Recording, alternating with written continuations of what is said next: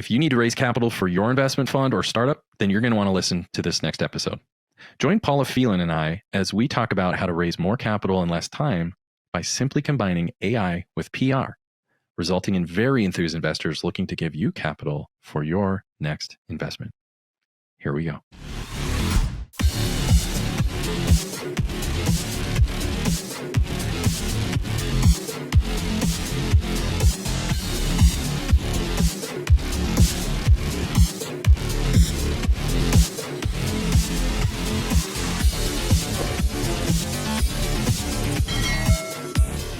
Hey, welcome to another episode of Making Billions. I'm your host, Ryan Miller, and today I have my dear friend, Paula Phelan. Paula has helped to shepherd over 140 companies in exits and 20 IPOs throughout her career and has a long background in VC funding as well. She's now the chief operating officer of an AI-driven PR platform called Intelligent Relations, where she brings her breadth of tech experience and expertise to helping people like you and I to develop effective messaging and powerful reputations in our field. So what this means is that Paula is the person you call when you're ready to take your reputation and relationships to the next level in your career. So Paula, welcome to the show. Well, Ryan, thank you so much for having me here. It's such a pleasure and an honor to participate. You just have such engaging content and such wonderful people on the show that it's a real pleasure to be here. Well, it's certainly an honor to have you. And yes, we've had wonderful guests come before you, and you are certainly numbered among them. So it is truly my honor to be there. So thank you. You're very kind. We've talked offline and I've gotten to know you a little bit. I'd love our fans to know just where did it begin for you and how did you get started in this industry? My background is in software development, software engineering. Technology and software is everywhere. And my background was specifically in operating systems. So everyone uses an operating system wherever it is. And it gave me the opportunity to work with a lot of vertical markets, specifically in telecommunications and government and financial. So over the years, I was able to work with really large companies like IBM and was so fortunate to be at the birthplace of the computing industry as we know it now. I was able to do work at MIT and Harvard. I moved to California and I happened to hit Silicon Valley right as it was all taking off, just after the semiconductor phase of National and Fairchild. And it was all software. It was Software City. And we kind of built the Silicon Valley that exists now. And it's evolving. It's always evolving. And that's exciting too. So I have been through a lot of, as you mentioned, a lot of acquisitions and IPOs. And one of my early on IPOs was my last company was Veritas Software. I had the good fortune of being there during that process. I was one of the very early employees. And after we had made that success, it was, what's next? Where do we go from here? Where do I go from here? And suddenly people were calling me saying, can you help with this? Can you help me get my company up and running and going? And I stopped and I thought, how can I take this knowledge, this experience I've had and share it with as many people as possible while at the same time addressing a real problem? And one of the problems I had every time I'd be with a company and we would be launching a new technology, and my technologies were very more infrastructure oriented. They weren't the things most people see. And I thought, I really need to help the people in marketing. Yes, I'm a geek, I'm an engineer, but the marketing people never could understand what it was we were talking about. They never could explain it in real English. They couldn't bring forward the benefit statements and the value proposition. So I said, this is where I can help. This is where I can make a big difference and reach a lot of different companies, vertical markets, industries. And that's when I started Paula Phelan, which was aimed at being able to really help individuals upscale their companies, take that great vision they might have and be able to turn it into something customers wanted and that people could understand. So I did that for almost 30 years. It would be 30 years this year, and really focused on educating my staff, educating people to understand the ins and outs of the technology, and more important, what was the benefit it was bringing to customers? How was it solving problems? And that was one of the things I looked for. And the reason we had so many successes is somebody would come to me and say, okay, I want you to represent us. And I would go, okay, do you have a vision? Do you have a way to actually reach an exit? Exits, if you're doing this, and especially if you're taking other people's money, you better have a way to be able to give it back to them. It's not just because they like you. So I always needed to make sure that it had several things in place in order to be successful. And those are part of my, as I know, you do cheat codes. Those are part of my cheat codes for you right now, to be able to see the pieces, make sure they had what could make them successful. And that's where our cadre of clients came from, because I was able to handpick individuals that I knew would win. And they did over and over again. Yeah, that's a big part of leadership. And so you started all that, your huge exits, expertise, companies you've built, done everything in software, and definitely in the right place at the right time in Silicon Valley, that's for sure. How did that translate into building the PR firm and the company you're at today? About 10 years ago, I recognized that PR and marketing really needed a shot in the arm from technology. I mean, we had tools, we had databases, basic things, but ML was really coming along, machine language was coming along, and it was like, I had very structured workflows as an engineer to make things as effective as possible, but I could see so much more. And so I started looking at and building an AI-based PR solution. And as I was working on it,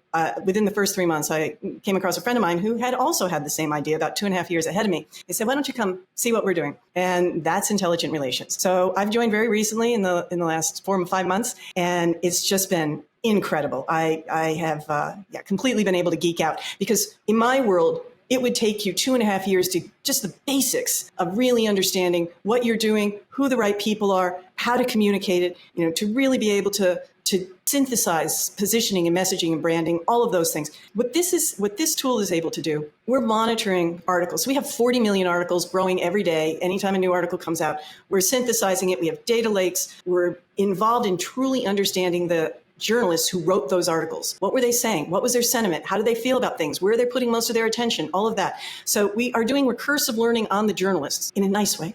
Recursive learning so that we truly understand who they are. So we're not presenting them with materials they don't care about, which is what happens 90% of what most journalists get. They couldn't care less. It's just somebody's pitching them something that is not relevant to them. So then we also have hundreds of thousands of journalists in our database that we are tracking. We're always knowing when we're reaching out to them. We have a feel for how they feel about our clients as well as the future clients we will have. So when somebody comes on, we're doing recursive learning about our clients every time we send out an email on their behalf. It learns about that. We can put in all of the information they have on their website, and we have a real understanding of what that product is, what it does, and we can be able to marry up that with the right journalists at the right time. And that sounds easy. I have some, I've had startup CEOs go, I don't understand. I could just pick up the journalist and call them. What's the problem? Yes, you can. But at the end of the day, there is a process. There is a process to fulfill that professionals know.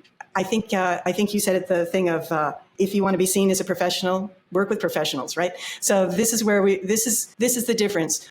Yes, you can get a one-off here and a one-off there. Absolutely wonderful pieces. But to have a consistent drumbeat, to be able to be out there and actually be seen and known by your customers, by your partners, by the journalists, it takes time and it takes a process. And we have been able to speed up that process using AI. I love that. And, as it relates to investment fund managers, investment bankers, or heck, just being a professional in your career and growing that, a lot of things, if you follow the show and you understand my doctor and you follow me in any way, you're probably the two most valuable assets in your possession are abundantly clear, because I say it over and over. The two most valuable assets in your possession are your reputation and your relationships. Guess what you invest in to improve your reputation and relationships? You invest in PR. That's what I'm saying.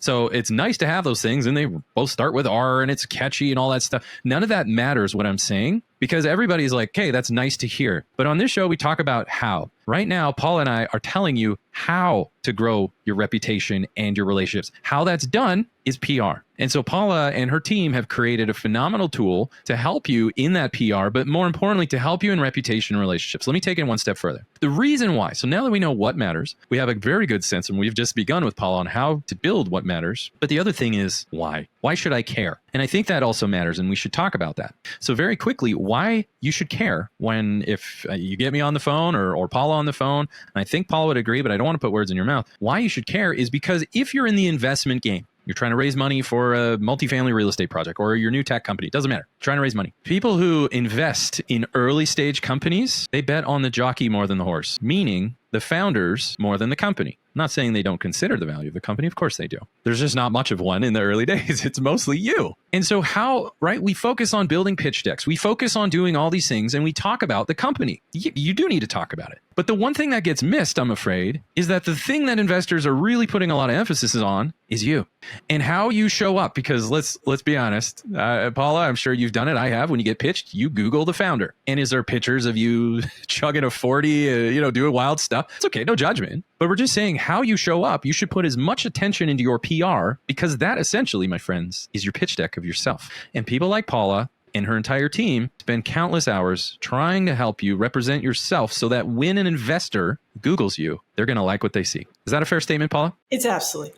And oh, by the way, when they Google you, they have to find you. They have to be able to find you and your company. And so many people will just blow off PR in the beginning because, we're too small, we don't have the money, whatever it is. But if you don't have it, it makes it a lot harder to get investments. I mean, I've been through this experience recently where the organization had brilliant technology and brilliant founders, and we were looking to raise large amounts. But it was an uphill battle because nobody had ever heard of them. They'd been working in the background on very, very complicated deep tech for a long time and had great reputations. But the problem is, on this side of the world, when it was an academic, that on the side where it was real business, nobody could find them. So it made it very hard. So suddenly you're coming from this behind place and trying to convince people, no, we're real. It's serious. Even small investors, family and friends. At that point, people need to be able to find you. They need to be able to know what it is, what you stand for, and what's the vision of the company. Wonderfully said. And, speaking of that, let's take it even further, Paul. We're just warming up. Paul and I are just getting started. So, Paula, you with your wonderful, huge brain and PhD and all these wonderful things that you've done for yourself. I mean,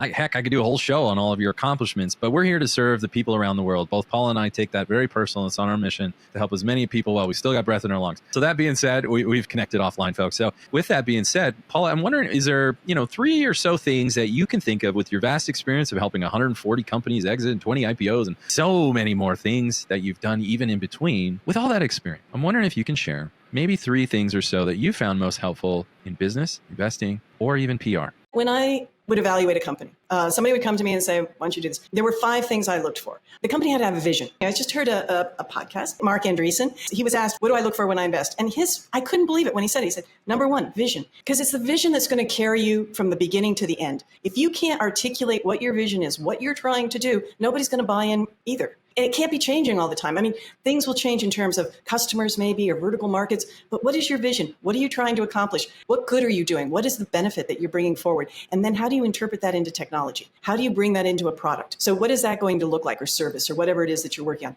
That vision has to carry through. That has to be the through line that follows you for your company for the rest of time. 5 things. You only need 3 to be successful. So you get 5, but vision is really important. And I don't think you can get away with not having it as one of the 3. The other is a team that respects each other, that actually, they don't have to be best friends, beer drinking buddies, nothing like that, but they have to have respect for where each person has come from, what their experience has been, and what they contribute to the overall organization. That's really important. And usually sales is the person who stands out there. If you've got a strong salesperson who can often be a strong personality, which is a good thing, but can they work with the rest of the team? Because otherwise this is going to be an issue. The other thing is marketing and PR. You can't do it without marketing and PR. If nobody knows about you, the tree in the forest thing, what good is that going to be? CEO is incredibly important for CEOs with strong leadership. And this is a rare person to find, but CEOs with real leadership that respect their company and the team. They respect their technology and they respect the team that's putting it together, and everybody from the people emptying the garbage, which is usually the CEO in those first couple of months, to the people who are coding or selling the product. All of these people have to be heavily respected, heavily recognized, and acknowledged. And being a CEO is hard. It's just hard. It's isolating. You're alone. There's a whole lot you can't share with your team because you can never worry them. All those worries belong to you. It's the number one thing when I recognize a CEO who doesn't have the credentials yet. They'll blame things on the customer or their staff or whatever it is. And no, it's you. There's nobody else to blame but you. It's a tough job, but it's also very rewarding. And the 5th one, which is really important to this show, is capital. You can't live without capital. I don't care where it comes from, but you have to have capital. You can't be this constant worry. And those 20 IPOs I've done, I asked every CEO after we were done, after we rang the bell wherever we were in whatever country, and I'd say, what do you wish you had done different? Now that we've gotten here, this was the goal. Almost all of them, this was the goal. What would you have done differently? And without exception, every one of them said, I wish I went and got more capital, or capital sooner, or more capital than when I asked for it. I underestimated my capital needs. There's nothing else you take from this. Recognize that. Bootstrapping, nice idea. And I have a dear friend who did go public. And the other day he gave me this example of, no, VCs are people who hijack you and put you in the trunk of your car. I don't feel that way.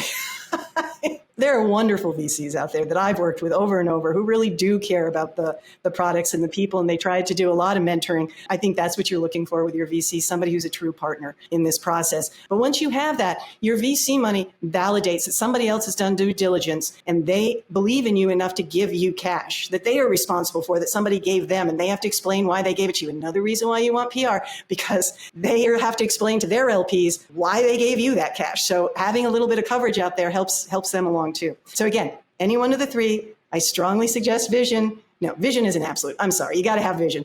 Capital's pretty important in there too. So without it, it gets really hard. Bootstrapping is doable, but it is a tough road. And more often than not, I've seen people get bypassed who had the original idea, who were brilliant. Somebody came in with a lot of money and just overtook their space. Man, I love that. And to that 5th point of the capital, you're right. We all like it. And folks, I had to mute the mic from laughing so hard about the guy who talked about venture capital. That was hilarious. Sounds like someone I want to meet. So But in all seriousness, vision, capital, good team, marketing, PR, and obviously solid leadership. Those are 5. And from Paula's vast experience, she's saying if you got 3 of the 5, you're going to be fine. If you get 5 out of 5, even better. Let's go. Yeah, exactly. Yeah, you're going unicorn. Yeah, rockstar. So that is not only how to pick successful companies, but also if you're the entrepreneur or fund manager, arguably, that's also how to build a successful company. Is this formula that Paul has just shared with us today. So thank you for that. And the last thing, and it goes back into, and you mentioned capital. Well, that goes back to my earlier comment, which is when you're raising capital, you are part of the product they are investing in. And that goes back to what we're here to talk about, which is PR, but not just PR. We're talking about how PR helps you to raise capital, how PR helps you to build a successful company. It really smooths out the capital raising, the business running process. It's just people know who you are and what you stand for. Now, you've mentioned a comment before that I've said in the past, which is if you want to be seen as a professional, work with them. Work with professionals in order to be seen as one. I'm wondering if you can expand on that. What does that mean to you, and how does that relate to PR for startups and emerging funds? All right. So often, and especially on the technology side, people think PR people are fluffy folks. We don't spend enough time understanding the technology. We are just high level and go to parties or whatever. People have really interesting concepts about PR. But it was a while ago, it was Fortune. It came out with a list of what are the most stressful jobs to have. And PR tied with pilots. And I thought that was an interesting combination. But the reason is PR people are in this really challenging position where we can't control the subject matter or any of the content or how people even want to present it or present it beyond us. And we don't have control over the journalists. We don't have control over the other side. They have real needs too. They're human beings with real vision of their own and direction and such. And so we are in this place of making things happen without having any control over either end of the spectrum. And so that's where the professionalism comes in. How do we bring those two pieces together based on our knowledge, our experience? Not that I've ever used my degree in psychology this way, but it definitely is a piece of helping.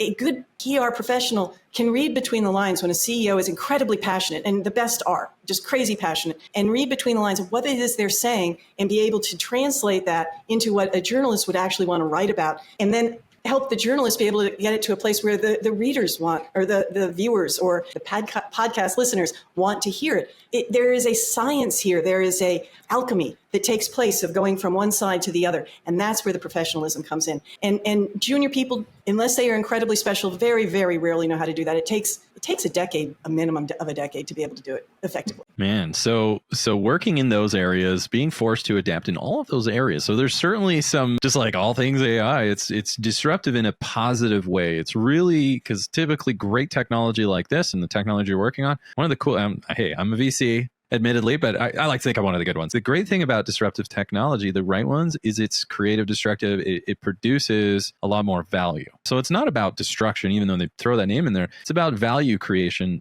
and destroying things that maybe weren't as valuable anymore, and making way for new valuable things. And that's exactly what we've done, or you have done with this technology and PR and throughout the rest of your career. I mean, this isn't the only thing you've ever done. You've done a ton. And so you're very familiar with the creative destructive process, as well as new technologies that are helping to make way for more value to provide it to end users. So there's that traditional way that you spoke of, and then there's the new way of cost effective and using technology, new technology in an old industry to really amp up the value that people raise. And in our field, the value created typically results in more investors, better capital. And so creating that PR to enhance your reputation relationship, but in a way that leverages the latest technology to create more value, improvements, better reach, improved velocity. I mean, I could keep going on all this stuff that we're getting into today. But at the end of the day, to Paula's point, not only do you have to have a good reputation relationship, but it has to be seen by people that are giving you capital, or maybe they're thinking about joining your company and quitting their job and joining yours, whatever it is, making sure you have good reputation, good relationships, great PR that is visible is absolutely key. So in other words, work with professionals to be seen as one. So I'm curious, if you got one more in the tank, I'd love to hear, what's your opinion on making offers and just sending that message, that offer, and communicating that in PR?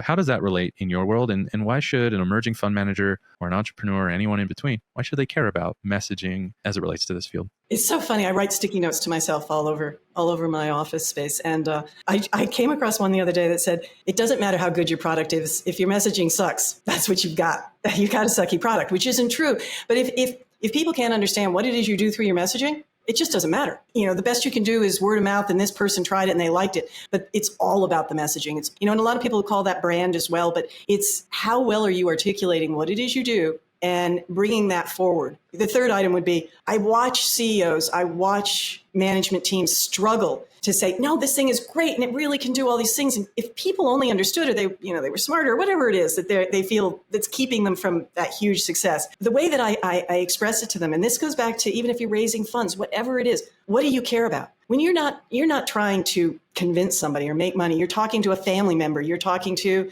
an old friend, and you find yourself talking about the company or the product, or what is it that gets your heart racing? When do you start talking fast? That's what I try to find. That's what I want to bring forward. It's what is the heart in your business? What is it that when you're out there and you're doing a demo, where are you getting jazzed? I need to take that from you and turn it into messaging that everyone can understand, and everyone in your ecosystem. So it's not just your potential customer, but it's your partners, it's in your investors and your potential global partners. Because in my world, all software is global. At the end of the day, it's all global. We are a global community in the software industry. And so how is this going to be received elsewhere? Do we have messages that can expand globally as opposed to in a very succinct, small pond? Thinking big, taking that heart place and expanding on it, clarifying it. And it may sound simple, but it goes back to the vision. Your vision is what's going to get you to the end of the road. And that end of the road only starts another road, of course, by the way. It will get you to where you want to go with this company, this technology, this investment, and be able to see you through. And isn't that what life is? To have that joy? Because that's what you're talking. You're trying to express and share the joy you have about whatever it is that you've created, because it is a creation. You're bringing something new into the world here. That's how we help. We help make sure everyone can share in your joy and really understand it. I love that. You're reminding me of my early days when I was an executive. Technically, I still am, but there was a fairly popular CEO, historical figure in the U.S. called Peter Drucker. He had some good nuggets and done some wonderful things in business. And one of the interesting things, which blew my mind, and I never forgot about this, is he has a saying that says, "Culture eats strategy for breakfast." That was a very interesting quote from someone who, whether you like him as a person or not is irrelevant. It's hard to dispute his accomplishments, because all you hear, right, from executives and MBA school and Harvard Business Review and a lot of these things, I'm overgeneralizing, but you hear everything is about strategy. And then this legendary CEO, talk about strong leadership, comes in and says, well, yeah, that's good unless you have garbage culture. And then if you don't have great culture, good luck pulling off a strategy when people are, backbiting, the teams can't get along, you have weak leadership who's really a manager, and even worse, a micromanager, and there's really no leadership. There's so many areas. And this is why Paul is like, being a CEO is not an easy job. It's constantly dealing with these things. And her and I both know this. But one of the things to consider, I'm just putting my spin on what Paula has said. And I've worked on my own messaging as well. I'm by no means a PR expert, but I've had a few wins. And from my perspective, the thing, and you brought it out, is you say, when the part of your offer that excites you, this is where you begin your messaging. This is where you begin to actually put your flag in the ground and say, this is what we're all about. And so what I think Paula is saying is start with the heart and work your way outward. And a great CEO, I would argue, and there's many dimensions to greatness, but I would say, in my opinion, when I look at a CEO, they're very good at building cultures. And so think about in the company culture, and whether you have one or you want to have a company in the future, or you're an investment fund, it doesn't matter. Think about all the dimensions. What is it if you're stuck and saying, well, what are some stories of the heart I could talk about to an investor? Well, think about this. What are in your product, your culture, your vision, your team, or even your customers? There's a lot of success stories. Stories of the heart. If you can help cultivate those, then Paula and her team, or whoever you use, if you're really vested in building your reputation relationships in a way that helps you to attract more capital and have money deals come to you, start with the heart and work your way out. I think that is brilliant advice, Paula. Thank you for sharing that. So as we wrap things up, is there anything else you would like to share with our fans? Anything at all? No, what a pleasure it's been to be here. An absolute pleasure, and to meet you. And oh, by the way, it was our platform that introduced you and I together. So I wouldn't have found you otherwise. So there it is. Well, that's awesome. Turns out even the robots are taking notice now. So an AI right. And all these things. So that's one really smart AI you built, if I do say so myself. Well, but in all seriousness, thank you. It's truly been an honor. And just to wrap things up on everything that Paula and I talked about, learn the 5 criteria to create and pick successful corporations. She went through those. If you need to rewind it, go ahead and do it. But please follow those 5 things. And at very minimum, your first milestone is at least get 3 of those in the bag, and then work your way back into the other 2. Solve for X. The second thing that Paula shared with us as far as building reputation relationships and using PR is work with professionals to be seen as one. That is important. So who you choose to work with matters a lot. And then finally, consider the parts of your offer that excite you and where you speak of often. That's probably the place to start. And what Paula and I would argue together is start with what lights your heart up. What are stories of the heart? If you're a CEO, or even if you're an entry-level analyst or whoever you are, you would be able to create a ton of value in your company. And dare I say, even improve the culture if that's a place where you work, is start with stories of the heart. You do these things, and you too will be well on your way in your pursuit of making billions.